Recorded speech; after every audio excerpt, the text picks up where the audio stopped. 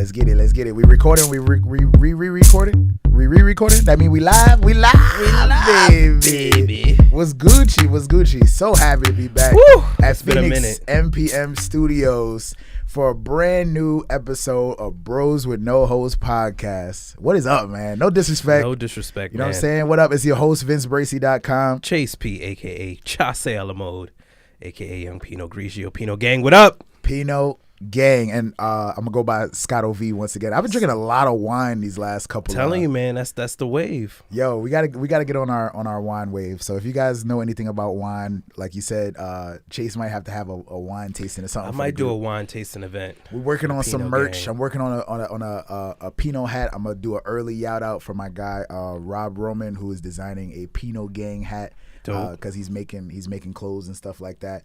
But yeah, I'm looking for some more merch because I don't want to have to put my hands into like shipping and designing. It's too much to have like a whole inventory and stuff like that. Like a whole inventory of shit.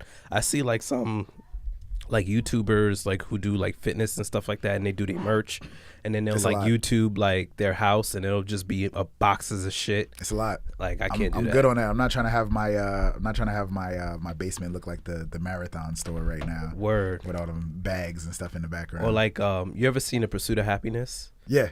And the part where he boiled those fucking whatever them shits are, the fucking bone density machine shit. And I gotta see that movie. And he just had the shit stacked in his crib. I gotta see that movie again.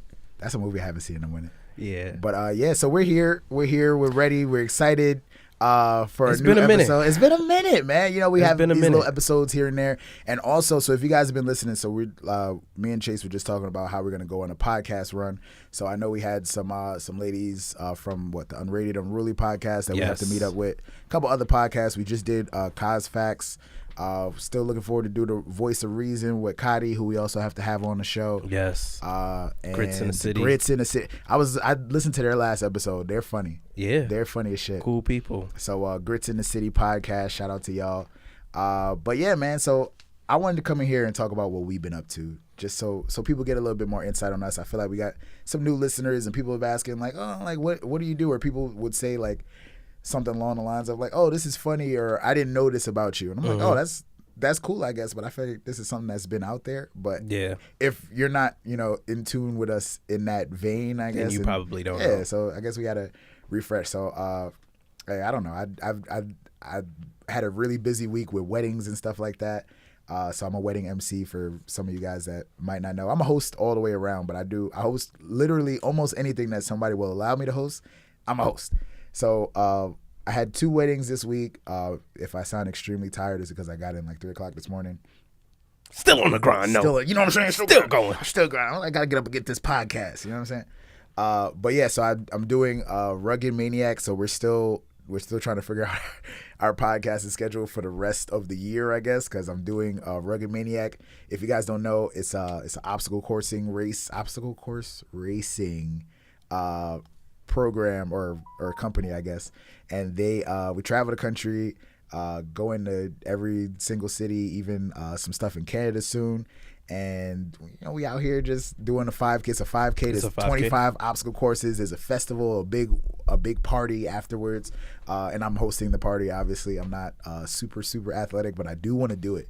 I got to run my 5K. Word. And get in the mud. It's a mud run. Yeah, that was the other word. Like one of those. Yeah. Yeah. So if you there's a bunch of those. I try to. I feel like I always end up working for like. I don't want to say like the second rate, but like the second known company. Like, like I try not to say Spartan Race to describe what it's like, what regular or like or Tough Mudder. I guess people know Tough Mudder more than probably Spartan Race now. My dad was like, "Oh, like Tough Mudder." I'm like, "Nigga, what you know? How you know about that shit? How you know about, you ain't got no gram. What you know about Tough Mudder?" But yeah, so I used to work for the Harlem Wizards, which I'm wearing my Harlem Wizards hoodie for some reason. So anytime I say, "Oh, what's the Harlem Wizards?" I'd be like, "Oh, you know the Harlem Globetrotters." Oh yeah. Oh yeah. I always hate that you gotta like describe something like something greater to like. For real. I used to work for Radio 103.9. This is like the R&B station in New York, and I'd be like, "Yeah, I work for this R&B station." And they'd be like, "Oh, WBLS?" I'd be like, "No, the other one, not that one, the other one in New York." But yeah, so that's what I've been up to. Obviously I do my thing on Station Head, which is snap, dropping my hat all over the place. Station Head is a radio app. We've talked about this on here before. So if you guys are not familiar, if you're interested in being like a radio host, or if you're a musician, you make music, specifically hip hop and R&B, so I could play it on my station, please feel free to check it out. Download the app. You know what I'm saying? I've never seen people's music shared so much, like with people all over the country and stuff like that. It's just really amazing. So anybody has an opportunity to put their music on Station Head. So Station Head pulls from Apple Music and also Spotify. So you have to have an Apple Music subscription or a Spotify premium subscription to even use the app. But if you have music on there, like, just send me the link and I'll play it. Do you think now that you have things like Station Head coming up and the way the music is going, and I'm just talking like from an artist perspective, do you think SoundCloud is dead? SoundCloud is not dead. For an artist. Surprisingly not. And SoundCloud, see, they got hip to the game. SoundCloud got it now, so you gotta they can set it up so you can get paid from SoundCloud. Okay. I still don't know all the details about that, but I keep seeing ads. Is that Khalil in the background? Yeah. I keep seeing these ads saying like, "Oh, it's time, get paid from SoundCloud." I'm like, I guess that's appealing to somebody, if I wonder how that works. They pay you like per click or something like that, or maybe they put some ads on your stuff, or I don't know. Yeah, I don't know. I felt like for a minute, for like an artist, I felt like SoundCloud was kind of just a dead zone. Nah, SoundCloud has been popping for quite some time. Still, like, you see like the uprise of like people calling themselves SoundCloud rappers. Like that's a thing. Like, you know what I'm saying? So I know there's a few rappers that listen to this podcast. So definitely let us know how you feel about SoundCloud. But I still I'm starting to work with more artists and stuff like that. So I definitely I'm all the way down for like making sure your music is on Apple Music. Word. It's the best look. You know what I'm saying? Much. It's the best look. You can add yourself in all these playlists and stuff like that. It's too easy out here. It's too easy. But yeah, so that's what I'm doing, my little radio show on Station Head every Monday through Thursday at 10 a.m. If you want to have some of your music played, shoot me that DM real quick. And so all the rappers, if you're coming out to, if you're in New Jersey, don't forget to come out to Movement Mondays. Brought to you by DJ Drewski from Hot 97. If you go on his Instagram page, you can see when the next one is. If you want to come out and work on your craft, it's completely free. How does Movement Mondays work too? Like, how do you get on as an artist? So we pull it from. I'm saying this shit like I'm a fucking rapper. Yo, son, just you know what I'm saying. You might know. I got a couple bars. You know what I mean? Throw it down real quick. Mixtape dropping soon. So Movement Mondays is a lottery. So basically, we have. I think we start at 9:30. Everybody shows up at 9:30. We actually get the event started at 10. We pull up to the Movement space. It's in Elizabeth, New Jersey. Again, that's Drewski's spot. People show up. We give out tickets up until like 11 o'clock. After 11 o'clock, we don't hand out any more tickets for free. But if you want to pay for a ticket for a chance to be called, then you can still buy a ticket. But again, for the most part, it's completely free.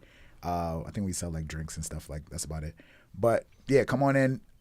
If we call your ticket number, that means you get to perform. So I always have like, being around rappers and stuff, everybody want to get gully on you. So there's a lot of rappers that rap, yo, call my shit, yo.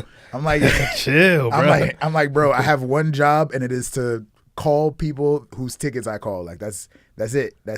And you're not gonna press me in front of everybody else here, because what happens if somebody's more gangster than you? Like, word, that's yo, true. You not gonna call my shit? I'm like, yeah, but the nigga in the back with the tattoos on his face also he just wants pulled his the gun shit, on me. You know what I'm saying? He also wants his shit called, and you gonna press me in front of him? Like, no, thank you. Like. So I don't know why people think like I have a tough bone in my body or nothing like that, but I'm not gonna let you play me. But if anything, I'll smile in your face and be like, yo, when I call this ticket number, if it's yours, you get to go up. So shout out to anybody that I put on to that event. I've had friends of mine come up, and I'll tell them straight up, like, yo, look, there's a good chance that you're not going to perform here tonight, but network with people. Talk. We do this every other Monday. So, you know what I'm saying? So there's a chance. I've seen people come for a couple months and not get a chance to perform, but when they got, it felt if it was the world to them, you know what I'm saying? They shut the shit down. They got interviewed by magazines. People got their Instagram information. People got to hear their music. And if I like your stuff, I'm definitely going to play it on my show the next morning if it's on iTunes. times. You know, it's a You're good like the opportunity. Black Adam 22. Yo, ooh, I'll take that. That's a compliment. That is a compliment. I follow Adam 22. I like Shout him. out No Jumper. I just my boy Cam just started putting me onto it. I'm surprised. Cam is like a rocker dude, so he like the fact that he's like really into like all this new wave hip hop stuff is like surprising to me. But yeah, I just started listening to No Jumper like here and there, and I like it. Adam's pretty dope. I fucks with it. I fucks with it heavy. He's dope. So yeah, so that's me. What you been up to, Chase? A lot of shit. I've been doing a lot of writing lately. Yes. I've been writing a feature for the past, I want to say, probably like 4 years. Oh wow. I started this feature. So for people that aren't familiar with screenwriting, feature is a full length, not like a 16-bar verse on somebody else's exactly, a full length movie. And then you have a short, which is anything that's under 60 minutes or 60 pages. And then anything above 60 pages or 60 minutes is considered a feature. A feature like 90 pages? Mine is 120. Ooh. The one that I'm working on. Phoenix like that. I had a screenwriting class one time in college. Which is like, it's about 2 hours, like a 2-hour film. And I've been working on it. I started it in 2014. And I've been like reworking it, sending it out to people, getting feedback. I was going to say, do people get to see like the unfinished product and be like, all right, maybe you should go in this direction, or I think this is yeah. Like I'll give it to what we do. We call it screenplay coverage. Okay. So I'll give it to somebody. You pay them a certain amount of money. They'll read it. They'll give their notes on it. With the good, the bad, the ugly about it, and then like I'll take it back. I'll take the notes and then I'll reword it or whatever like that from it. Didn't know that was a thing. Yeah. It's screenwriting is a tough. It's the easiest craft to master because it's the easiest to do. All you need is a laptop, and right from there you just start writing. Whereas like something like directing or cinematography, you have to actually like go out and do something. When it comes to directing, I have to actually like get a cast together and put on a story, create a story from nothing. We all got the hoods on. I just realized I saw Phoenix with it. I'm like, maybe I should do it. I saw you had your hood on, so I was like, let me put my hood on real quick. I saw Phoenix do it, so I'm like, fuck it, I'm gonna do it. Yeah, we in the hood on the Bros with No Hoes podcast. Word. So unlike directing, I have to go out. I gotta get a cast together. I gotta get a story together, script, then shoot it, then edit it, so that people can say, okay, you're good at your craft. Whereas screenwriting, I can literally just sit at home in the comfort of my own space and just write as much as I can. So I've been working on this screenplay for about 4 or 5 years now. 4 or 5 years. That's dope. Yeah. Is it exhausting at all? No, because when you're writing, especially for a person like me, like I get very like immersed in the story, even though I know what's gonna happen because I've outlined it. That's the hardest part for me, and that's why I know like I would need the help of other people that like you that are passionate about this stuff, because I'm very like short-minded, short-winded. Word. So I'd be like, this is how it starts, this is what happens in the middle, and this is the end. I'm good. Somebody fill that shit up, 'cause like that's it for me. Yeah, that's pretty much what I would do. You get immersed in the story, and then it's like, even though you know what's gonna happen, you get immersed in the story, and it's like, wow, like this is so cool. Oh my god, like da-da-da.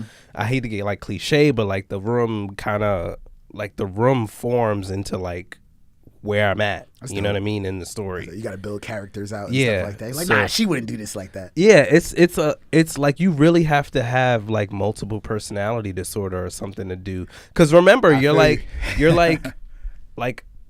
just let's take you for example.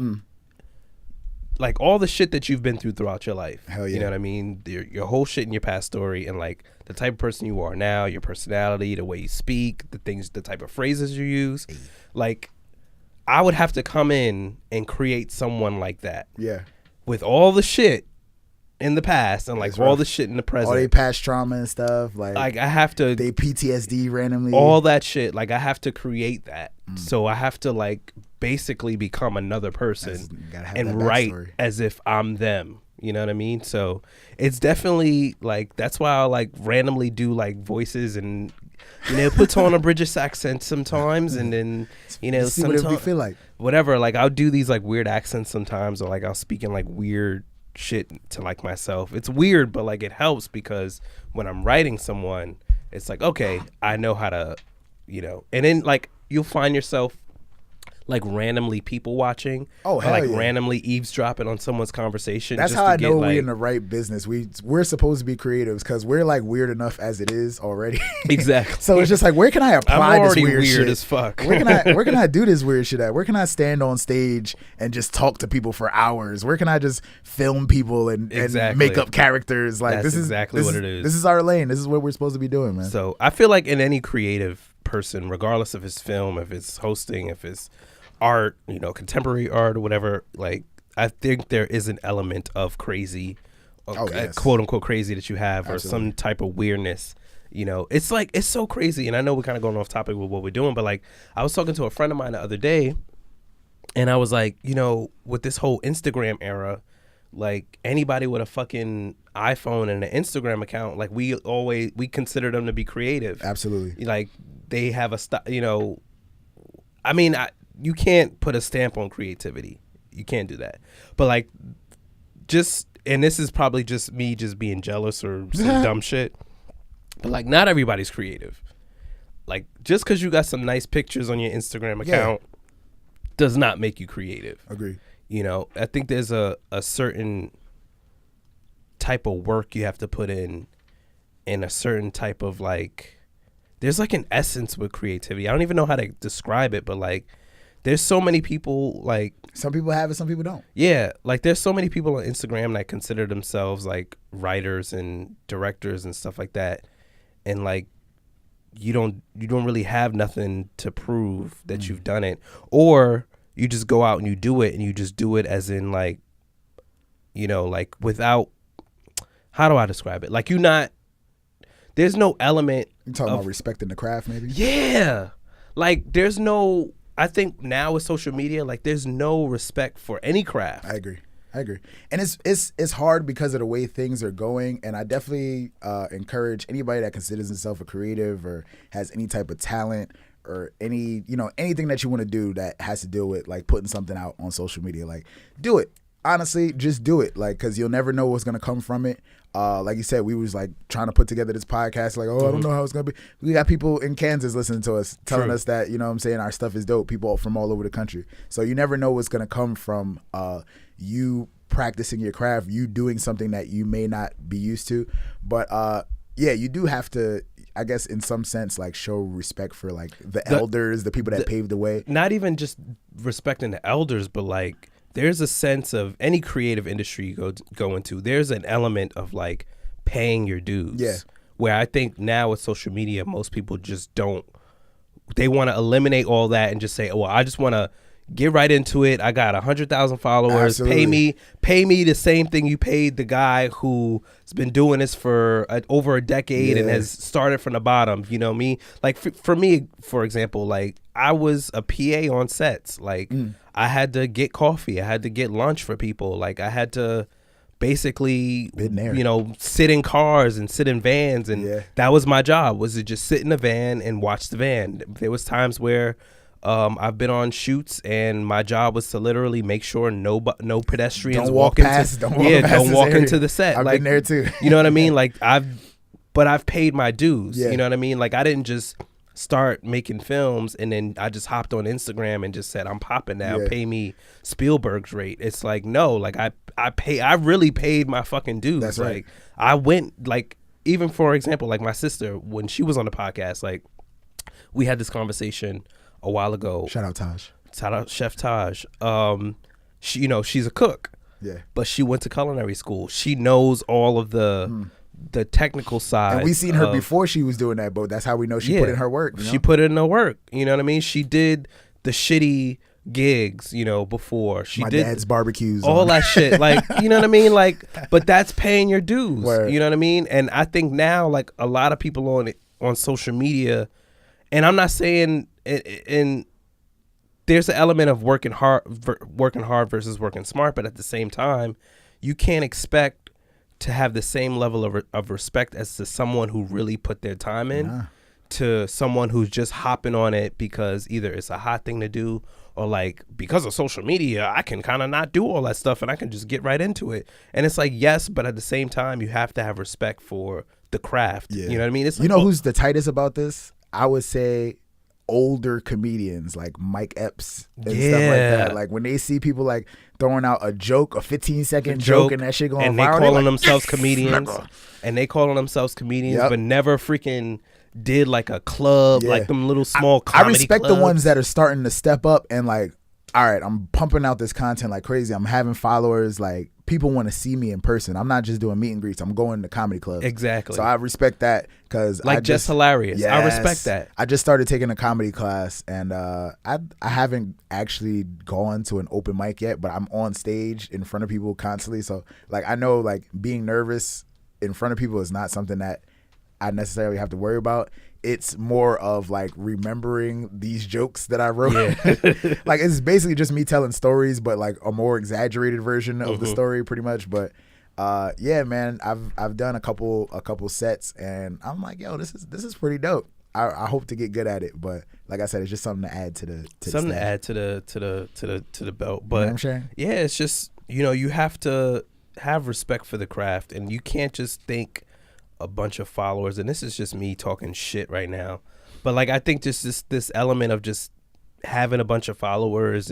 Oh, I'm a film director because I shot one little fucking minute thing and then it may have went viral or something like that, or people like it, and now all of a sudden all this buzz. But it's like you don't know what the rule of thirds is. You don't know what the 180 rule in film is. You know what I mean? You don't know what the fourth wall or what the grid lines on the camera is. You know what I mean? Like you don't understand that element. You don't understand blocking, lighting, all that shit. Yes. Like all that shit that you learn. And trust me, I didn't go to film school. I was about to say, I was like, if anybody is wondering why I'm so excited about this, yeah, me and Chase are technically in two different, I would say our fields collide at some point. But I also went to school for multimedia journalism, so I know all about the camp. Like I literally almost had to teach a class one time about the film stuff. And I used to train people on camera and hosting and audio and all that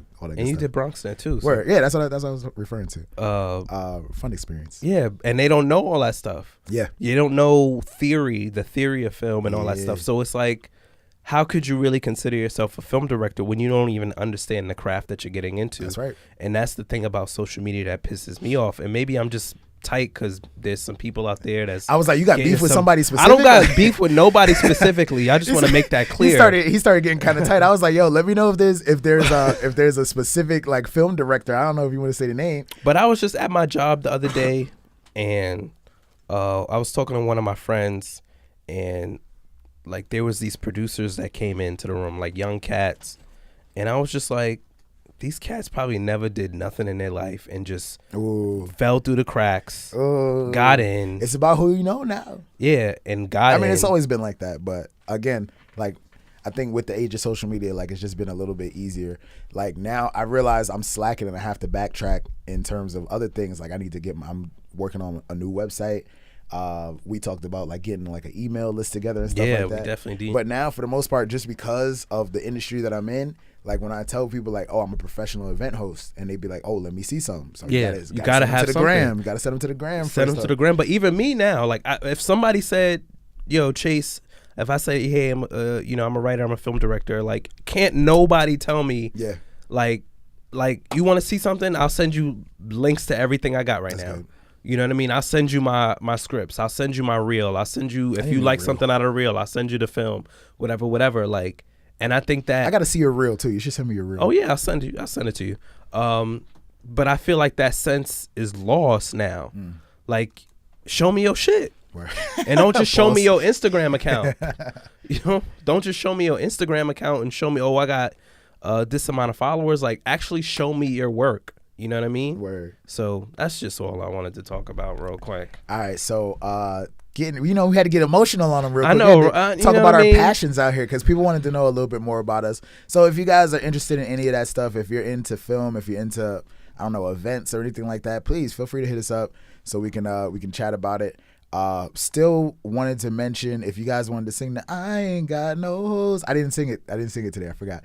It's all good. Yeah, send us something so we could put you probably at the beginning of the episode or something like that. Yeah, we're trying to get y'all shouted out. We're trying to show love. Word. You know, tell us why y'all don't have any hoes, and we will feature you on the podcast. But to get into bros with no hoes mode, so people, we were talking about people not necessarily putting in the work, paying their dues. People are giving my girl, I'm gonna call her auntie. Nobody calls her auntie. I feel like people call Beyonce auntie. Kim Kardashian is getting, I don't know, is she getting she's trying to become a lawyer. And people were like upset about this, like. Yeah, so in the state of California, you don't have to go to law school. You could just study, take the bar. And then has it always been like this? I don't know nothing about the rules or nothing like that. It's different state by state. That makes sense. Okay. I think the bar is different. The bar is completely different to practice in certain states, right? And you got to get your license in certain states and all that. I think in New York, you have to go to law school, if I'm not mistaken. But I know in California, you don't have to go to law school in order to. So Kim is like, she wants to go take the test, become a lawyer. One thing she did say that I do like is that she said she wants to free Max B. And I think that's dope. She wants to free Max B. Yo, I fucks with it because I'm a big Max B fan. Yo, Kim K for president. I don't care. That's dope. That's how you get people behind you though. Like, I forget who the people that she was advocating for that she actually got. Yeah, that lady who was in jail for like life, and then she got Trump departed her. Yeah. I forgot the girl name, but if y'all know, hit us up in the comments. Yeah, please, because I just think it's super dope, especially since like there was a point where I guess people were feeling like, oh, this is not genuine. This is her just doing something, or maybe her husband put this in her ear. Like, but you also have to remember her father was her father was a lawyer. Her father was one of the most famous lawyers of all time. You know what I'm saying? So like this not only is it in her blood, but maybe that could be something. Who knows how much that means to her? Like she's always like, I don't know if you guys keep up with the Kardashians, but like all of them are like really, really deeply attached to their father and the memory of him, obviously because they lost him at a younger age and stuff like that. So yeah, I just think it's super dope. And honestly, I don't know anybody that would like voluntarily try to take the bar exam. You know what I'm saying? Like, I'm just gonna take the bar. You know what I'm saying? It's not, just from I don't have any personal experience, but just from what I've heard, it's not a fun thing to do. Yeah. You know what I'm saying?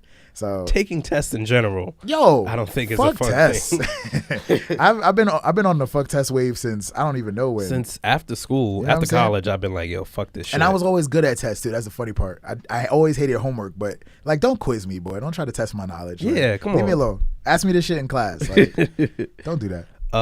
So I mean, I don't know how I feel about the whole Kim K thing. I mean, I do know that law runs in the family. Her father was a lawyer, but it is Kim K though. I support it. It's Kim K. I support it. That just to me makes me feel like Kanye about to do some crazy shit, and she needs to be able to bail him out. Like, you know what I'm saying? Is that a conflict of interest if your wife is your lawyer? No, I don't think so. Right? I feel like you might even get even better privileges. Like you could tell her shit that you wouldn't even tell like a regular lawyer. Probably. Be like, yo, you did this shit? Yeah, I did that shit. All right, babe, we gonna get off. You know what I'm saying? We gonna work this shit out. Bring out the Robert Kardashian skills. I know, right? So on the topic of Kanye. Yes, my guy. My man trying to start a church. My guy. Yo, I'm joining. Pastor Ye. I'm joining. What is the... Do we have a name for? And everybody's like, yo, this shit is looking like a cult. Cuz it is low key looking like a cult, bro. It's like, and I was like, leave him alone. Them Sunday services, but the Coachella Sunday service, That shit was the most culty I've ever seen, yo. It was the most like. Did you catch any of it? I saw the clips that they put with the circular little, video. that shit. I thought that was stupid. Is there a name for that lens? I don't know. Yo, don't hate on his creativity, yo. Fuck that shit.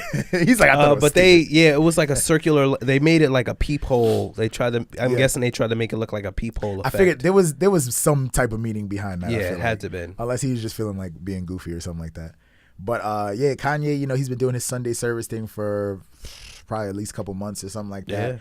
And I want to say now that I've seen that, I don't know if they knew they were doing Coachella, but I feel like it was almost like a lead up.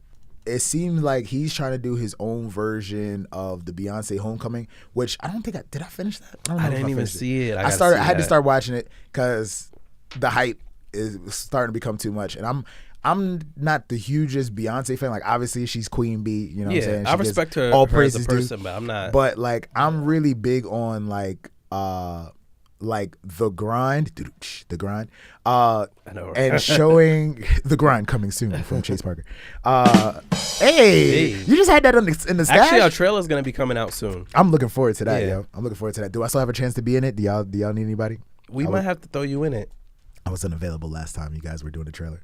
But so with Beyonce and stuff, like, I was really like in tune with like her work ethic. Like Diddy did the same thing with was it Can't Stop Won't Stop? Yeah, I thought that was dope too. Fucking loved. I wanted more. Loved that. I think Justin Bieber probably had a movie back in the day. Something like that. I think Chris Brown got one out. Like, anything that shows me like why I should actually fuck with this person as a person and their work ethic and everything that goes into like their craft and how hard they work. I love shit like that, man. I love shit like that.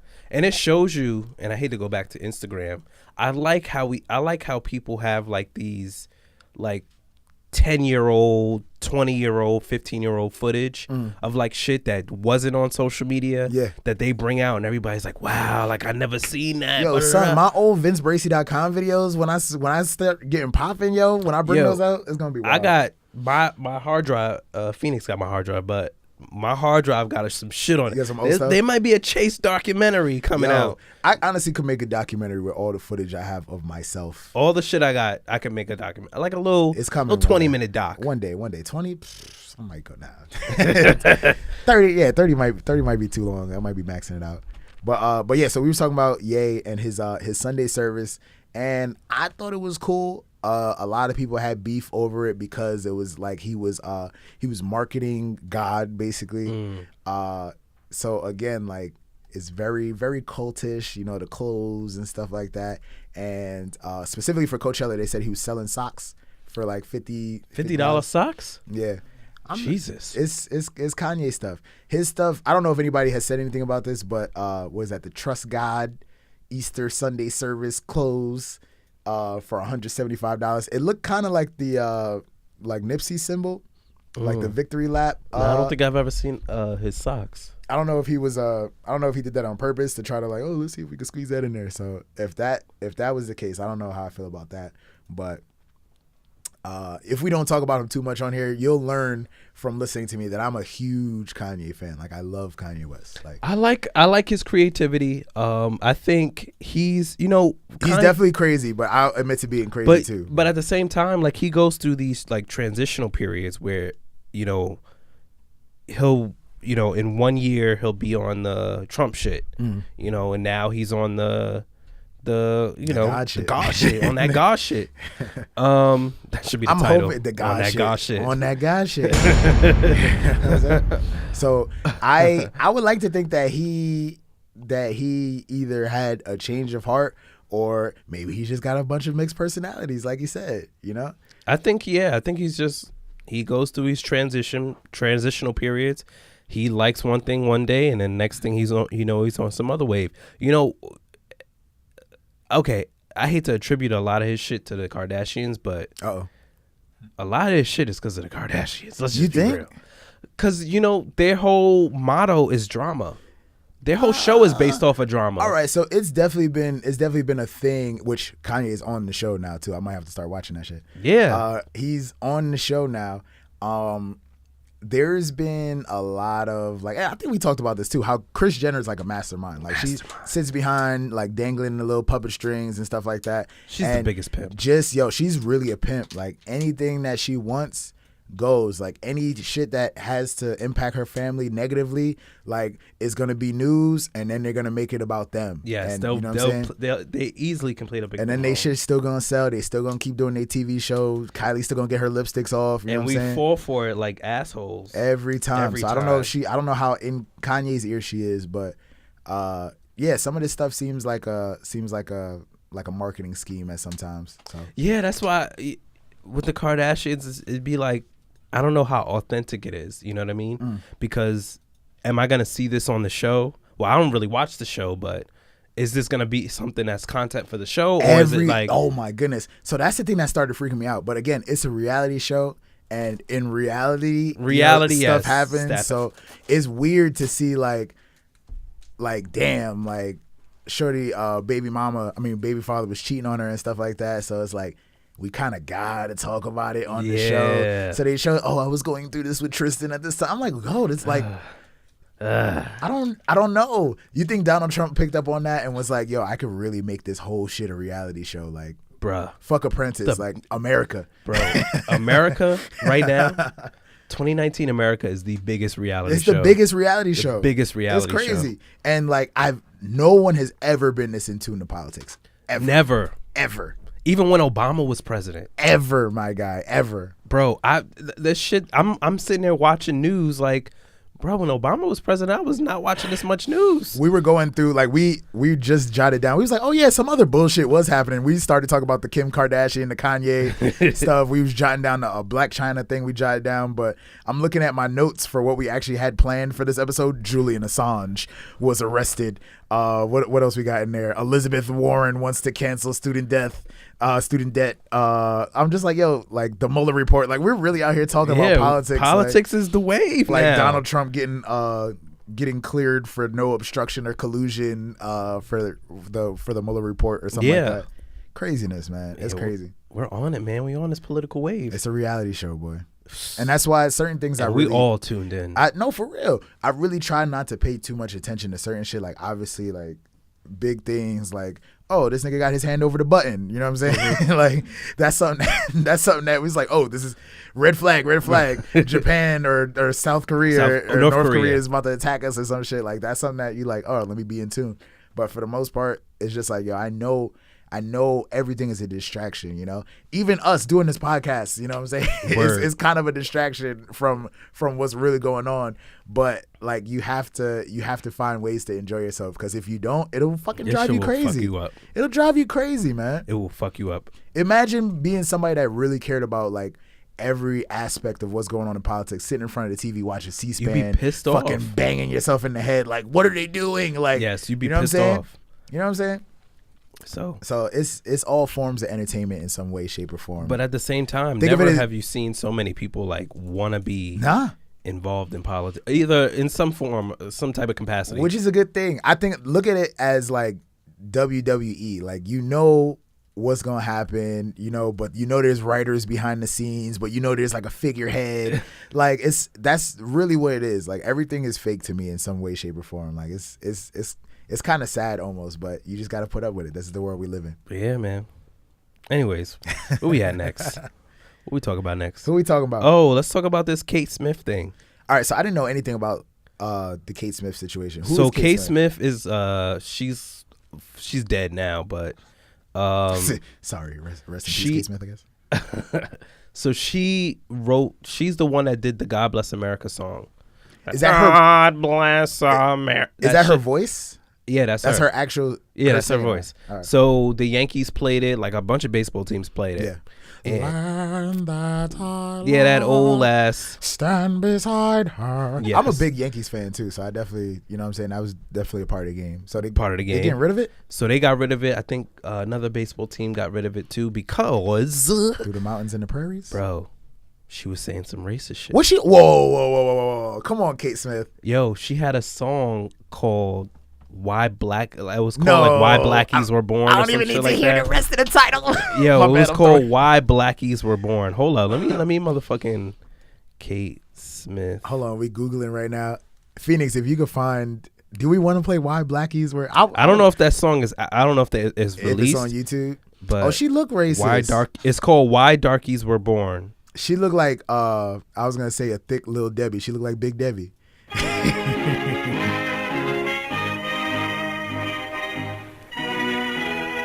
Song already sucks. Brothers, sisters, when this world began, Some dumb shit. It sounds very dark. It already sounds dark. The name of it is That's Why Darkies Were Born. That's Why Darkies Were Born. Left it to the colored man. All right. Brothers, You do not sing Colored Man like that. I'm sorry. Right, so what year was that from? I need to know. This was like 1930. She looked like a slave master's daughter. Word. So if you guys are listening right now, Google a picture of Kate Smith or just go on YouTube. So some of the lyrics say, someone had to pick the cotton, someone had to pick the corn, someone had to slave and be able to sing. That's why darkies were born. So niggas caught up to it and was like, yo. He's like, hold on. Yo, shout out to anybody that like has the time and the patience and who the has the frustration time to go back to be like, to be sitting at a Yankees game like, yo, who sang this shit? Kate You know what I'm Smith? saying? Let me do some research on this bitch real quick. Like, you know what I'm saying? Let's see what she bought that written. Nah, we got to take that down. We got to take that We down. got to cancel her. We canceling people from the grave constantly. Yes. Like you would think like there's not enough people. There's 7 billion people on this earth. And we looking at canceling dead people. dead motherfuckers, yo. Like, where does it end? I don't know, man. This cancel culture is real. Oh my God. But yeah, so we out here picking cotton and singing. That's all we good for? I'm mad I picked cotton the other day. But you also got to understand too. You also got to understand too. She was born in like 1901 Did we get the year? or something like that. We got the year? 31. The song came out in 1931. 1931, bruh. Nana was alive in 1931, so I don't know how to feel about that. We gotta get her on the podcast. We gotta talk to. We said we gotta have Nana on the. I want to talk to our grandmother about growing up, like having to use different water fountains and stuff like that. Yeah, we already know that she don't like to sit in the back of the bus still to this day, or the back of anywhere. She don't like to sit in the back of anywhere to this day. So yeah, man, we always said from before we even started recording, we said we had to have Nana on. So she's from Kate Smith. She's from Virginia. Kate Smith, okay. And she was born in like 19 or 18, like late 1800s or early 1900s. Bro, it was racist back then. It was. So anything that comes out is gonna be some racist shit. Yo. So you can't. I mean, I want to know if that song came out before or after God Bless America Now. Nah, I think it came. It's out crazy. Before. We looking at some dead person's catalog right now. I think it came out before. Oh snap! Like yeah, but how did it do on the charts though? But yeah, did it hit the Billboard charts? Yo, was it number one? Where'd they get on Billboard? Yep. God Bless America First in 1918. Thank God. At Oh. least. Wait. So she's she talking made about God Bless Bless America, and then was like, yeah, but fuck these niggas though. She was like, God bless white America. Yo. Oh no! I'm sorry. Her version, the popular version, it was 1938. All right. So the little pickaninny or whatever racist song was first. Yeah. Oh, okay. Wow. Okay. So she realized she had to broaden her horizons a little bit. She was like, oh, I gotta appeal. You know, I gotta everybody. get commercial on You know you. what I'm saying? I gotta. Oh God. That bless. darky. You gotta look. The darky shit was the mixtape. Yo. The God Bless America was the album. Yo, a little racist. She had to get rollout. commercial. You know what I'm saying? I see how you do. I see. Come you do. on. She'd be a Trump supporter too. You know, mixtape rappers are completely different than the album rappers. Yo. Is that the title? The racist rollout? Or Racist rollout. Yeah. Case, I was gonna say shout out to Kate Smith because I say shout out for a lot of things, but yeah, don't shout out to Kate Smith. I don't know what she was thinking. I don't know what she was thinking back there, girl. That was the mixtape version of her. Yo, that was bad. I'm glad you put that in there because that just put me onto. Now I got a whole bunch of thoughts about like what songs were probably done by racist people back in the day. But, plenty. We're not gonna get Plenty. too deep into that. But yeah, so thank you to my home team of the New York Yankees for taking that off. man. Again, it was a big part of the game, but damn, man, it's unfortunate. I mean, there's a lot of shit now that we kind of just got to go back in history. All right, in one sense, like we said before in the first episode, remember when we was talking about evil geniuses, and we were like, listen, we just got to accept the fact that some of our top figures did some fucked up did fucked up shit. It's just, but I do think we should go back in the past, and there are some individuals that we need to be like, nah, bruh, we may have to like cancel your whole shit. We know For you real, in the for grave. We may have to just take off your whole shit. For real, for real. So, yeah, man. It's unfortunate. Shout out to the Yankees, man, for doing that shit. Yes, yes. What else were we talking about? Let's talk about Black China. You want to talk about like? So she's trying to. You think she's trying to copy off of Kim Kardashian? I feel like a lot of things that she's done, she'd be like, "Oh, I could pull that off." I think Like even making herself part of the family. Like I feel like she. Oh yeah, I think that was definitely. I feel like she's like, planned. yeah, I'm not gonna let this big booty bitch get all this shit. That was a strategic Like, move. I could get on this. That was a good move though. It was a crazy move. I mean, who do you know that dated a Kardashian that ain't popping now? We still don't know where Chris Humphries is at, but we know what his name is.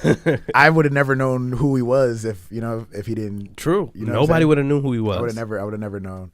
But yeah, there is an element to like being around the Kardashians and kind of that fame rubbing off on you.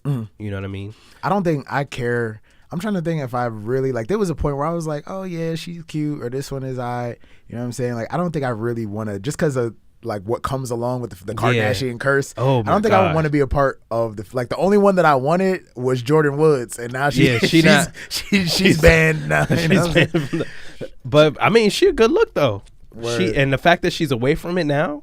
I would still like to hang around Kanye though, and I would randomly like to have a conversation with Kim Kardashian because I feel like she's way smarter than people give her. I do think so. I think she falls under that. Not just because she's going to be a lawyer now, but I do think there is a certain personality that people put on TV that's completely different from, like Paris Hilton, for example.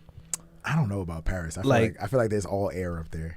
You think so? She's definitely got something going on because she's a businesswoman. She's still like, I think she still makes music and shit like that. She still does random like tours and her father is fucking rich. Yeah. Oh, on top of that, yeah. Yo, like, think about the fact that we don't even think about the fact that her name is fucking Hilton. Like, I don't think about that shit at all. You pass anymore. by one of their hotels all the fucking time. Like, you can't not pass by one. Like, I really.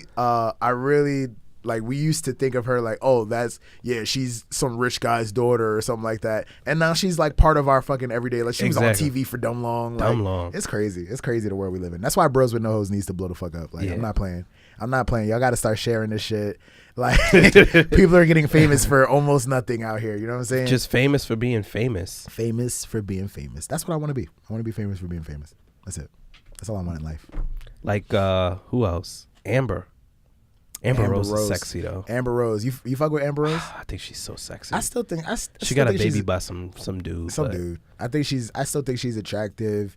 I appreciate her hustle. I was a little bit thrown off by the slut walk shit too. I would let her trap me. Yeah, I would let her trap. You me. would let Amber Rose trap, like full on trap, like full on have my child. You know what I'm saying? And I will pay for everything. Yeah. That's wild. Yeah, we taking Bros With No Hoes to new heights. Who would I let trap me? I don't know who I would let. Yeah, I don't know about that one, man. I don't know who it would be. Amber Rose is it's the only person I see. Who could trap me? I mean, I'm obviously not trappable right now. Yeah. I mean, but when we get to that level, you got to speak this stuff into existence. We want to be trapped. Some IG model out there. You know what I'm saying? Yo, it's crazy. Like, we're super off topic, but I just think about like random thoughts that pop into my head. Like, there's gonna be like a new fucking wave of like Instagram popping people. Like, there's gonna be new Amber Roses, Black China. Oh, of course. There's like those are like big like headstones in our life, but there's gonna be new ones soon. Like, it's and there's weird. gonna be. Remember, what's this chick's name? She was light skinned. She would like have sex with like rappers and then like expose them. Cat Stacks. Remember Stacks. Cat Stacks? Yo, Phoenix, why you so hype about that? Remember Cat Stacks? Cat Stacks was a thing, yo. You know what it is? I feel like she doesn't get the OG respect that she deserves. Everybody talk about Superhead. Where Cat Stacks? Cat Stacks, to me, Cat Stacks was the transition into the new generation of those type of people. I didn't like her specifically because it was a privacy thing. Like, she started the like, oh, look who I'm in bed with. Yeah. Like, ew. And now that's pretty much the standard. Ew. Like, So you got to give a credit. I don't want want to to see my credit. I don't want to see my favorite rappers with drool sliding out the side of their mouth. You know what I'm saying? With their boxers on. And the cocaine on the side. You know what I'm saying? Like Lil Wayne laid out on the couch. I'm like, yo, that's my man's. Yo, he's a millionaire. Yeah. Come on, he's a Young Money millionaire. But you can't. I mean, she set the standard. She set the standard, man. She set the standard. She the OG. Yo, Cass Stacks was nasty for that. She got a book. She probably got a book. I don't know. If she don't, she got a book. If she don't, she's slacking for that. You have to embrace the whole hustle. Like, you can't. You know what I'm saying? You can't just be a little bit of a hoe and then be like, yeah, and then be mad when people start talking shit about you. Like, you have to, like, I think Melissa, I don't know, I'm going to call Melissa Ford a whore. But she drives a Honda Accord. But what's the, we just said Superhead. Superhead put out a Corinne whole book. Steffens. You know what I'm saying? But Corinne Steffens, and she was with the rebrand too, you know what I'm saying? Yeah, but she didn't, you also got to remember, it's different eras of this Hold'em. This Hold'em. So, I'm sorry. I don't know what year this came out, but admire Andrea, surviving savagery to saving lives. Here's the about the author. Andrea Herrera, formerly known as World Star Hip Hop's Cat Stacks, shares her story of survival in the savage industry of underage sex okay. This just went dark. Of underage sex trafficking. Dark. She shares her experience of torture by numerous pimps and the courage to fight for her rights as a victim to remain in the United States and not be deported. Oh yeah, she back was to Venezuela. Deported. She coming with her story though. Yeah, it got dark. She coming with her story. You see, she actually tried to rebrand too. She was that like, was definitely a rebrand. Let me throw my full name on there so people don't be like, Cat Stacks. I'm not buying Cat Stacks book. And it's one of those like, here's why I took this route in the industry because of my past. Yeah, you gotta have people feeling sorry for you out here too. Like, sex trafficking, that's a very serious thing, and it kind of almost gives you the, is that why she was doing all this thing? All right, I guess. Yeah. But well played, Cat Stacks. All right, we see you out here, Andrea, whatever your name is. But the Superhead era, remember, it was just hearsay. Yeah. It was just like, and then she came out with the book. Did somebody have a verse about Superhead, or that was just something that was going around? I think somebody had a verse. She was definitely like interviewed by Double XL a couple times. I definitely read about her. Oh hell yeah! Times. So during her era, it was just hearsay. Like, you just, was just word around Hollywood, and it wasn't until the general public heard about it when the book came out and shit like that, and niggas started talking shit or whatever. I think the book came out. With who? She messed with everybody, yo. And then remember when Cat Stacks came out, it was just YouTube. Yeah. It was no Instagram. So she popped off with the YouTube shit. Yeah. So like everything was seen. Pre-Instagram days, yo. That's my God. The wonder years. We're fucking old, dude. Hell yeah. Like, you, again, on the last podcast, you had mentioned something about social media and stuff like that and how we've had to transition. It's really wild that it is so crazy. I feel like everybody within our realm, like, it's crazy. Phoenix is like so dope at all this stuff, but like Instagram stories boggle his mind and stuff like that. We're kind of in this weird space where, the younger generation from us, like, all they know is social media. All they know is technology. That's it. They were born with, you remember when there was no cell phones, B? Like, I don't know. There's probably people listening to this podcast that don't remember when there was no cell phones. There's probably. You know what I'm saying? Like, I remember when cell phones wasn't a thing. When it was just or when it came out, it was just a little flip thing, a little flip screen. Come on, son. So we're in this weird space where the people younger than us, all they know is technology.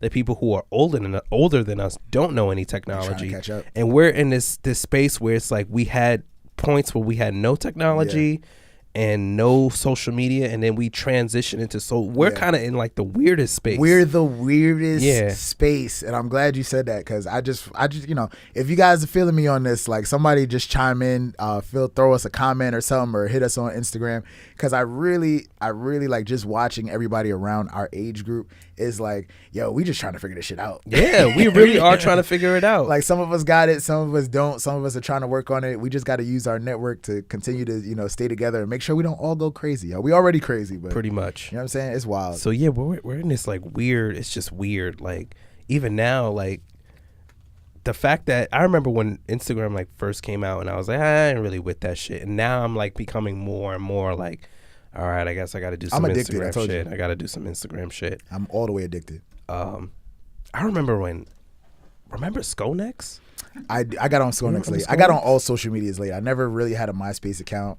Skonex, I got on. I told you, I never had game my whole life. So once I realized that it was like people were using it to like be friendly and stuff, but it was really like to try to talk to girls to other Pretty schools. much. And I went to an all boys school, so it was even worse for me. But when I jumped on Skonex, I was like, oh, this is what's happening in the world. I remember Skonex was like the first ever social media for all y'all young folks. I was gonna say I never know. had Black Planet. I never had Black Planet either. But those are like the first versions of social media that was like regular. I remember Skonex was like you put your school in and then you would put your schedule, like your class schedule. Yeah, you put what school you go to. It was put definitely your class school schedule. affiliated though. Yeah, it was just school shit. You put your class schedule in and then like it's so crazy how shit like is made for the good but then turns bad.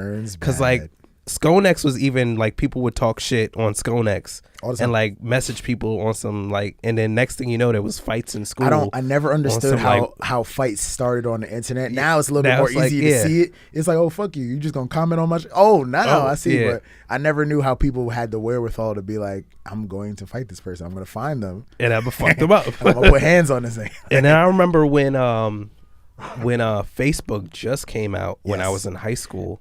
I was like a freshman or a sophomore in high school. Yeah. Maybe I jumped on Facebook a little bit after it. No, Facebook had been out since like 2003, 2004. I started. It's crazy the stories we're telling on here. Y'all getting some good Vincent Chase today. Throwbacks. Yo, I started Facebook in 2006, freshman year at Howard University. Right. People was going around like, oh, like how can I get some more information? Like, oh, I seen your picture. Just hit me on Facebook. Like, I'm like, yo, but where's it at? Like, are people passing the book around? Like, do I sign it? Yo, I was so fucking lame, son. Yo, I had no clue about it. I had no clue about it until my friend. Oh yeah, I seen it on Facebook. I'm like, but where's it at? Like, who's got it? The book? Who's I don't got see it? the book. Yo, son, I signed up like probably like October of my freshman year, like, and I was like, oh, now it makes sense. Like, I can put pictures up. I can see that girl that live in that dorm over there. Word. You know what I'm saying? It makes sense now. Okay. I remember when I got hip to Facebook.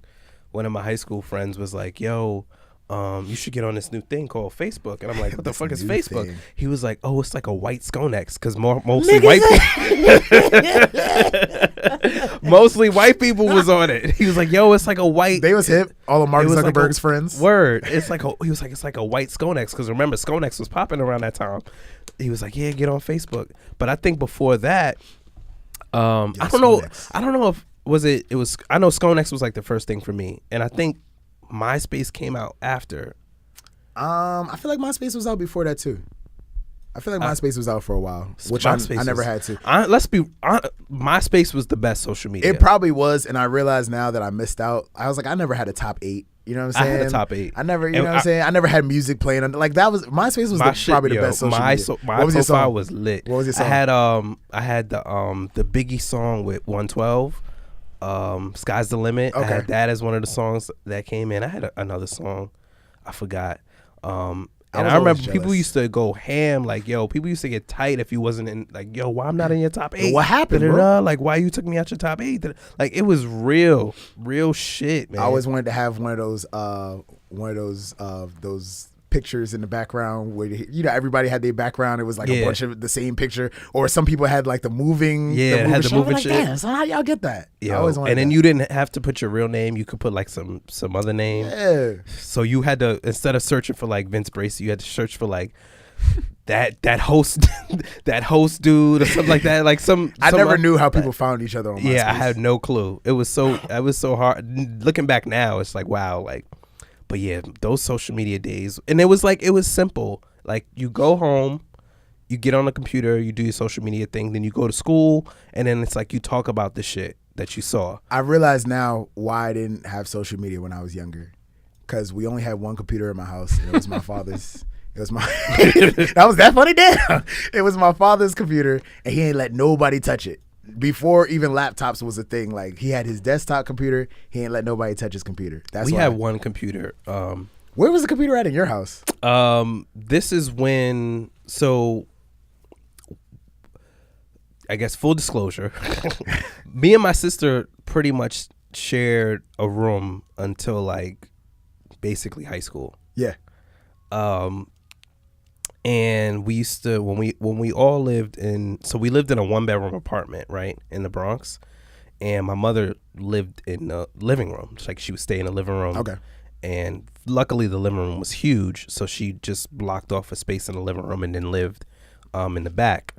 And then the actual living room was like closer in the front, and then the bedroom was me and my sister's room. And these are regular New York struggles right here.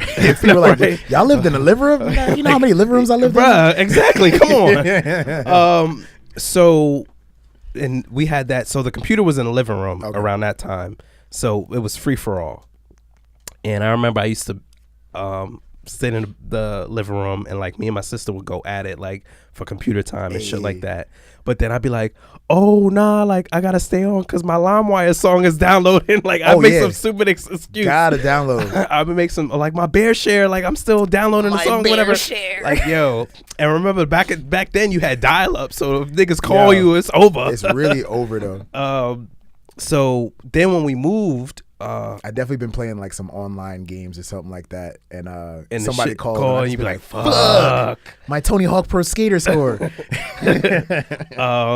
So after that, my mother, when we got into high school, my mother finally moved into a 3-bedroom apartment. So me and my sister, separate rooms. Yeah. So interesting. Yo, I couldn't wait till I got my own room, yo. I probably didn't get my own room till I think sophomore year in high school. Also. Yeah, around high school. Yeah. So when we first moved into our apartment, the computer was in the living room again. And then for some reason, it got into my room. I don't know how the computer got into my room, but the computer got into my room. Don't put a computer in a teenage boy's room. You're asking for a bad time. I just want to apologize to all the viruses that have come on my mother's laptop from all the porn I've like shit again. And then somehow it got into my sister's room. After that, maybe like 6 months after it been in my room, for some reason it got in my sister's room. But like I would come on because I'm like, yo, like I want to get on MySpace so I could fuck with my shit, and she'd be like, don't come into my room. Da, da, da. Like we would go on. It would be an all-out battle when a computer was in my room. Like she would try to come in and get on the computer and get on MySpace and all that stuff, and I'd be like, nah, like I'm chilling right now. Or I'm busy, don't come inside, you know what I mean? Sock on the door.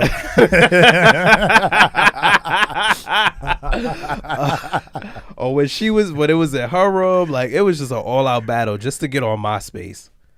Crazy, man. Yo, yeah, I never had MySpace. Those are the good times though, because shit was like so fucking simple back then. I feel like my life would be a little bit different if I was on MySpace. Is it safe to say that social media wouldn't be as big as it is if access wasn't so? If we all didn't have the access that we did? Yes. Like I laughed early on because you said because you only had one computer, we weren't on as much as we are now. Yeah. So we got to go back to being poor, and social media can Yo, die. Exactly. I think about it sometimes. I really do. If it was just computer, it'd be fine. But now that it's on my phone, I can go on it pretty much anywhere I'm at. It's just like fuck it, it's right there. It's rough. I gotta set timers to tell myself to not be on my phone. So I have the fucking on your iPhone you can set like a time limit. Yeah. That's what I have. It only has like remind me in 15 minutes or something like that. I wish it was like a little, like if it was like 30, like let me just be on the ground for a little bit. just a little bit. Just I try not to press the ignore for the day. For the day, word. Yeah, I try not to press that. I just so that do way it'll get annoying after a while. But as I said, every 15 minutes it's like I know I'll be on my phone for more than 15 So it just minutes. tells you you're on or it kicks you off. Oh, I forgot we got a Android user in the house. Oh yeah.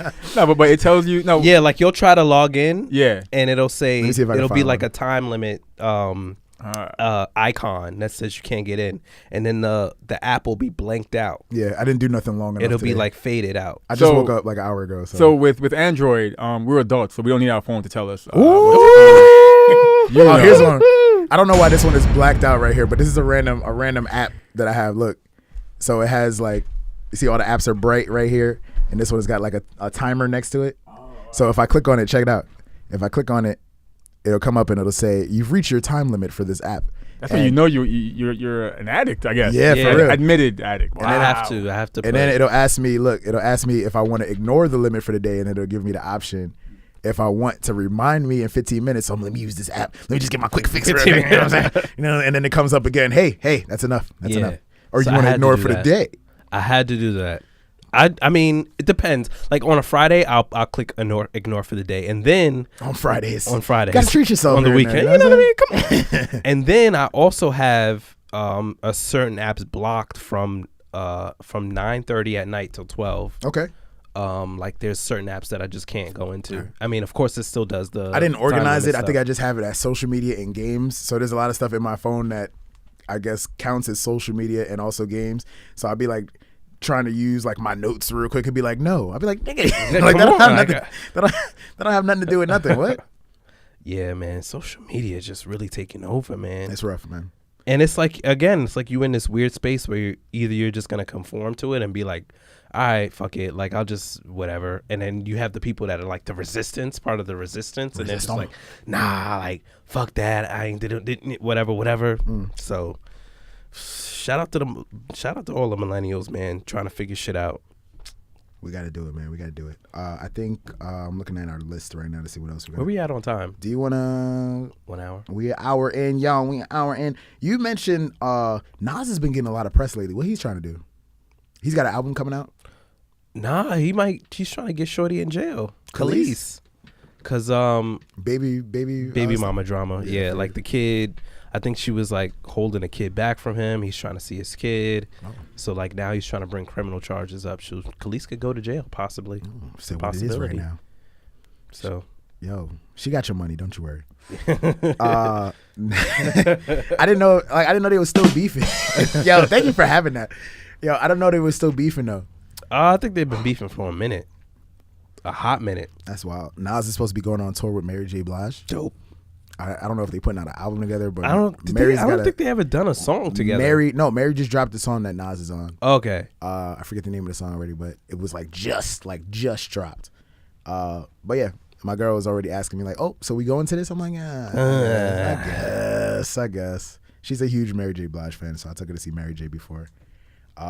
If it was like Jay-Z and Mary J. I wish I had gone to that Jay-Z. I'm not a concert person. Yeah. Anyway, but I wish I had gone to that. I know Jay-Z did the new Webster Hall. Yeah, he did the new, because they, did some remodeling on Webster Hall. Shout out to Webster Hall. If anybody needs to host anything over there, let me know. So, because Webster Hall had a reputation for a while for being like OD Hood. I was gonna say that's where they was doing all the URL battles and stuff, right? Yeah, Schmack DVD and whatnot. Shout out to Smack White. Where yo, that'd be an interesting interview. Who got contacts with Smack? Yeah, let's get Smack on the podcast. I would like to have Smack up here, just to talk, because I always wanted to do something like that, like a rap, and I might still do it. You know what I'm saying? I might have bring out a movement Monday rap battle or something like that. We'll figure that out. Aside from the URL, like nobody really does those. I don't really see too many of those anymore. They still they around. I know they still see them, but I don't see them prevalent. Yeah, nothing that big. And don't Phoenix got to connect with some rappers, with some DNA and K-Shine? We'll see. Remember Freestyle Friday? Oh hell yeah! On 106 in Park. Hell yeah! I know somebody that knows somebody that knows somebody.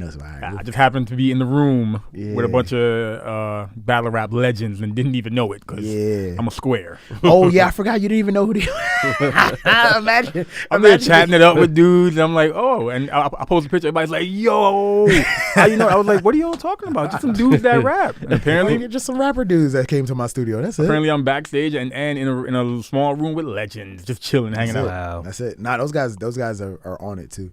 Yeah, it was So I've been in rooms with K-Shine, Goods. Goods is from the Bronx, I think, right? Charlie Clips. Charlie Clips is dope. And then the following time we were all together, it was what was his name?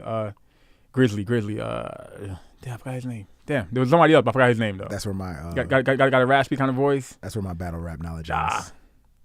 T Grizzly?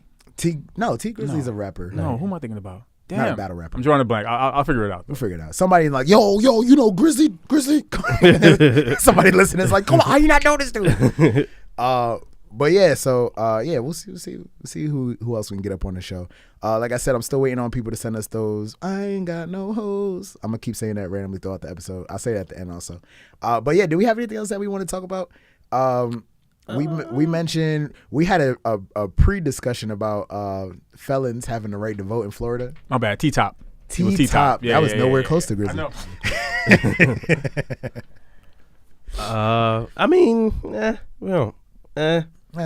We talk about a lot of politics stuff here today, so we can save that for another episode. We'll save that for another episode. But I always say if people want to add anything to the conversation, definitely message us. Let us know what you guys want to chat about. We wrapping up, or you want to throw some more stuff on the docket? I mean, we can get some yacht outs in. Time for the yacht outs. I only got a few yacht outs. You got some yacht outs? Do I have any? Nah, I don't really have any yacht outs. We light on the yacht outs. I wanted to shout out or yout out our new friends Ariel Danse and Jen Ford, who appeared on episode 13, the last episode. We got to get Jen Ford back on the podcast, bro. Yo, I heard a lot of good feedback. You know what I'm saying? I need to put together some clips so we could share more stuff, but I heard a lot of good feedback. And my girl was like, "Oh, Jen's got a podcast. Let me go listen to hers." Yeah, she got a. I was like, "Get the hell out of here! You going to listen to other people's podcasts now?" So, so Jen Ford, we might have to have up here. Ariel, we might have to have back up here at some point. But yeah, dope episode. We talked all about you guys talked about dating and stuff like that, and shooting your shot once again, but from a lady's perspective. So just wanted to shout you guys out again for being a part of the episode. And I guess I was in Africa. I appreciate that. But dope episode. Wanted to shout out Kaz Facts once again, and Casey. What was her IG again? I'm blonde. Something. Hold up. Something like that. Hold up real quick. Let me get it. Yeah, let's get it. Just I'm a blonde genius. I would say that's what it is. Hold up. And at Kaz Facts. Blonde genius. That's right. Appreciate you guys for having us on the show. Kaz Facts podcast is going to be out probably sometime in the next week or so. So whenever you hear this, you'll probably see us sharing that stuff. He got 100,000 followers on Instagram now. Shout out to Kaz. Yeah, you know what I'm saying? So hopefully we'll get some of those people to make their way over to Bros With No Hoes. It's so funny because everybody, I was never sure to say Cass or Kaz. It's Kaz. Got the goddamn Cass. Everybody says, and I always said if I was ever on his podcast, I need to address this, but I still never said it because we were just so, the Henny was flowing, you know what I'm saying? I feel you. He be trying to get lit up there. He even says it. This is the Kaz Fast podcast in the beginning of the episode. And when I first met him, like he would say, "Oh, Kaz, whatever," and everybody calls him Cass, and I'm just like, I understand the way it's spelled. I'm really big on names. You know what I'm saying? Yeah. I've always been big on names, so I'm gonna say it the way that it's supposed to be said. But he don't correct nobody, so you know what I'm saying. And at this point, you know, he'll get even bigger, and then people will get it right. So it's no big deal. But yeah, shout out to Kaz Facts podcast. That'll be out soon. I wanted to shout out. It's funny because I think again we're all huge Joe Budden podcast fans in here, right? Word. Rory Farrell Fitz. I gotta shout out Rory Farrell Fitz. Formerly the Rory Fitz page. If you guys are familiar with Joe Budden, he has a Joe Budden Fitz page. And people started making other Rory and Mal Fitz pages. So Rory Fitz page got shut down, so he restarted as Rory Farrell Fitz. And he was showing us love. He said he listened to the podcast. He enjoyed it. I was like, yo, this is fucking dope. Not Rory himself, but Rory the Rory Fitz page. And which also, is like a fan page. Yes. Also, Parks Fitz page, which I just listened to It's the Real podcast with Parks. And he was like, yeah, the Parks Fitz page needs some work. So Parks Fitz, step your shit up. You got it, though. But he also said that he enjoyed, I think he laughed at something that we had posted on our page. So thought that was dope. And last but not least, my last yout out. I've shouted out my brother on here before, but I want to shout out my younger brother, Niles. I just be randomly feeling proud, you know what I'm saying? My brother is going to be, and you're going to hear about this because, you know what I'm saying, we don't got that many degrees in our family, you know what I'm saying? So, my brother's about to be a doctor of physical therapy. So if you see me posting about my little brother on Instagram, definitely feel free to like and comment or show him some love. He's at the real Niles on Instagram. And yeah, man, he's out here. He's about to be a doctor. He's out here traveling the world, helping people out, working for different physical therapy companies and stuff like that. And I just want to say I'm proud of my guy, yo. Yeah. Love you, Niles. Love that guy. And as always, if you have any social gatherings, any parties, any events, and you are in need of hoes, please don't invite us because we don't have any hoes. Don't do it. We ain't got It's the Bros on the Host podcast. Peace. Peace.